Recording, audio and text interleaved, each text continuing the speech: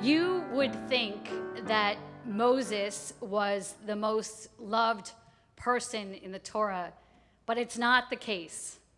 Moses, who led the Jewish people through the desert for 40 years, was the most honored, for sure, but he was not the most loved.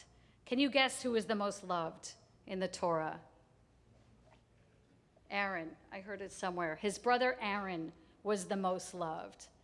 Aaron, when he died, Torah says the entire house of Israel wept for him for 30 days. But when Moses died, it just said the Israelites wept for him, which implies that it wasn't into every nook and cranny of sorrow that Moses went in the same way that Aaron did. And so the rabbis reflect on what made Moses less loved than his brother Aaron. And there's a whole bunch of reasons that are given behind it. One is that Aaron was concerned with shalom bayit, with peace in the home. That if couples were quarreling, if their love was diminishing or their love was not reminding them that they needed to have shalom bayit, peace in the home, Aaron would go into their home and remind them of the love between them, and they would stop quarreling. He never harshly criticized everyone. If you look at Moses throughout Torah, there are moments when he truly yells at the Jewish people. There are moments when he's frustrated and walked away. And even from the very beginning, God had to ask Moses 5 times to lead the Jewish people before he agreed. Aaron was different. He was never harsh like Moses was. And so for that reason, he is also considered more loved. And Aaron is described as loving peace and pursuing peace and drawing people close to the Torah. It is said that when Aaron saw a wicked person on the street, he would draw close to them and bring them in close in love, and in doing that, bring them close to Torah. And so everywhere he went, in every aspect of his life, he had a mission to bring love. Now, that doesn't mean that we don't love Moses.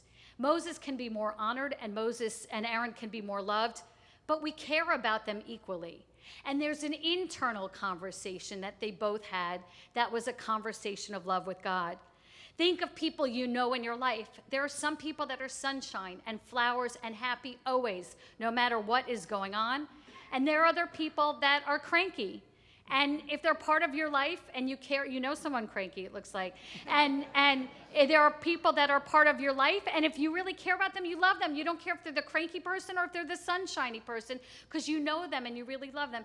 And so with Moses and Aaron, even though they're viewed differently, we love them with depth and with meaning. But Torah lays them side by side to get us to think about all the different ways that we can act in life. In this portion, Ve'et Hanan, you have the Shema and you have the V'ahavta. And there is a midrash that lays another 2 people side by side. It lays side by side Jacob and Joseph and his sons. The Shema, you'll see it. The first line of the Shema is in this Torah portion that you know well. But that second line that we say, Baruch Shem Kavod Malchuto Le'olam Va'ed, is not in the Torah portion because it said it was added later. When Jacob was dying and his children were in Egypt and he was so worried about them becoming seduced by Egyptian society and letting go of God, on their deathbed they said, listen, Jacob, whose other name was Israel, Shema Yisrael, listen, Israel, Adonai Eloheinu, Adonai is our God, Adonai is one. So they affirmed to their father, Jacob's sons, that they were going to believe in God. And that was their external conversation.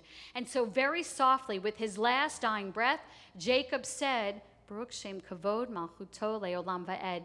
That was Jacob's internal conversation, that he was blessing God because his sons were going to carry on Jewish tradition. And so all of us have an external way, whether we're the cranky person or the sunny person or the calm person or the sensitive person or the hyper person, we have that external way.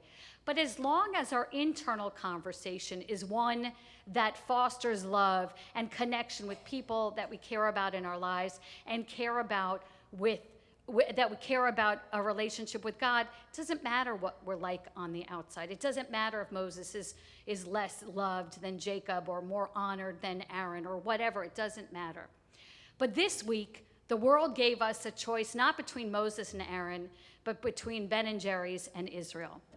And so we have a difficult decision to make to decide if we love Ben and Jerry's more than Israel, or if we love Israel more than Ben and Jerry's. Of course, I'm being funny because, of course, we love Ben and Jerry's more than, I'm kidding. We love Israel tremendously.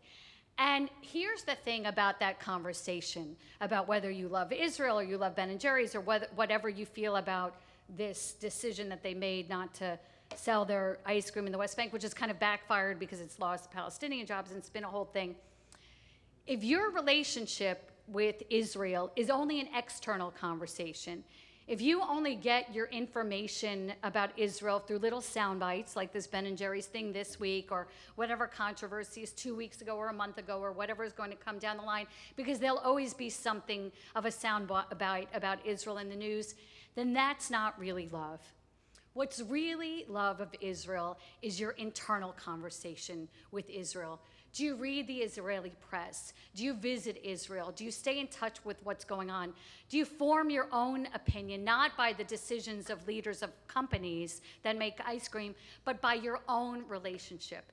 And so a real relationship of love is one of knowledge, and one of practice, and one of interaction. And so it's annoying what happened this week in the news, and it's frustrating because Israel is more complicated than ice cream. But if you are really, really strong about your relationship with Israel, and you really love Israel, it means sometimes you're going to be upset with her actions. In the same way, if your spouse does something to upset you, you're going to let them know it. And if your children do something that's of danger to themselves, you're going to let your children know it. But it doesn't mean just because you criticize them or just because you try and get them out of harm's way, it doesn't mean that you don't love them. And so that's what love in Judaism is really about. It's not a quick moment or a soundbite. It's a deep, deep understanding, and it's complicated. It lets us say, okay, Aaron is more loved by the children of Israel, and Moses is more respected, but they all drew closely to God. And that's our choice. And this little nugget is here buried at the end of the Torah, in the second portion of Deuteronomy. It is overshadowed by the second recounting of the 10 Commandments that's right before it. You could pass over it, except for in neon lights, the Shema is written there, and you'll see it in a moment. And so what we have to decide to do is not just have an external voice of love, and not just say the pat answers, oh, I love you, and oh, things will be okay, and oh, I care about Israel, but have that internal conversation. And if we do that, then this Torah portion that talks about love of God will not be lost on that. So whatever you feel about whatever controversy has happened about Israel or will happen about Israel, whatever struggle you have, whether you are starry-eyed and Golda Meir viewed about it and just everything is wonderful and good, or you struggle with it like others do, let it be a relationship of love. Because if it is not, it will melt as quickly as ice cream does. Shabbat Shalom.